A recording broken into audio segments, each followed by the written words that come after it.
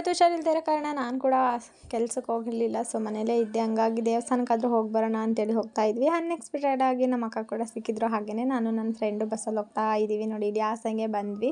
So ಇವತ್ತು ಎಲ್ಲಿಗೆ ಹೋಗ್ತಿದ್ದೀವಿ ಅಂತ ಅಂದರೆ ನಾವು ದೇವಸ್ಥಾನಕ್ಕೆ, ರಾಘವೇಂದ್ರ ಸ್ವಾಮಿ ದೇವಸ್ಥಾನಕ್ಕೆ ಹೋಗ್ತಾ ಇದ್ದೀನಿ. ಸೊ ಇವತ್ತು ಗುರು ಹುಣ್ಣಿಮೆ ಇರೋದ್ರಿಂದ ಸೊ ಇಲ್ಲಿ ಹೋದರೆ ತುಂಬಾ ಒಳ್ಳೆಯದಾಗುತ್ತೆ ಅಂತ ಹೇಳ್ತಿದ್ರು. ಬಟ್ ನನಗಂತೂ ಗೊತ್ತೇ ಇರಲಿಲ್ಲ ಇವತ್ತು ಹೋಗ್ತೀನಿ ಅಂತೇಳಿ. ಹುಷಾರಿರಲಿಲ್ಲ ಅಂತೇಳಿ ಮನೇಲಿದ್ದೆ. ಹಂಗೆ ದೇವಸ್ಥಾನಕ್ಕೆ ಹೋಗಿ ಬರೋಣ ಅಂತೇಳಿ ನಾವು ಹೋದ್ವಿ.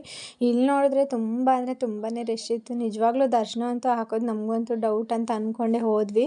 ನೋಡಿದ್ರೆ ದರ್ಶನ ಆಗಲ್ಲ ಅಂತ ಅಂದ್ಕೊಂಡಿದ್ವಿ. ಅಲ್ಲೇ ನೋಡ್ಕೊಂಡು ಹೋಗೋದೇನೋ ಅಂತ ಅಂದ್ಕೊಂಡು ನಾನು ಕೂಡ ನನ್ನ ಫ್ರೆಂಡ್ಗೆ ಬನ್ನಿ ಹೋಗೋಣ ಅಂತ ಹೇಳಿದೆ. ಸೊ ತುಂಬ ಕ್ಯೂ ಇತ್ತು.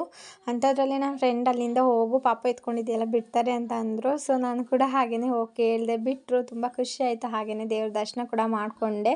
ಸೊ ನಿಜವಾಗ್ಲೂ ಫಸ್ಟ್ ಟೈಮ್ ನಾನು ಹಾಸನಲ್ಲಿ ರಾಘವೇಂದ್ರ ಸ್ವಾಮಿ ದೇವಸ್ಥಾನಕ್ಕೆ ಹೋಗಿರೋದು. ನಿಜವಾಗ್ಲೂ ತುಂಬಾ ಖುಷಿ ಆಯಿತು. ಸೊ ನಾನು ಇವಾಗ ಮನೆಗೆ ಹೋಗ್ತಾ ಇದ್ದೀನಿ.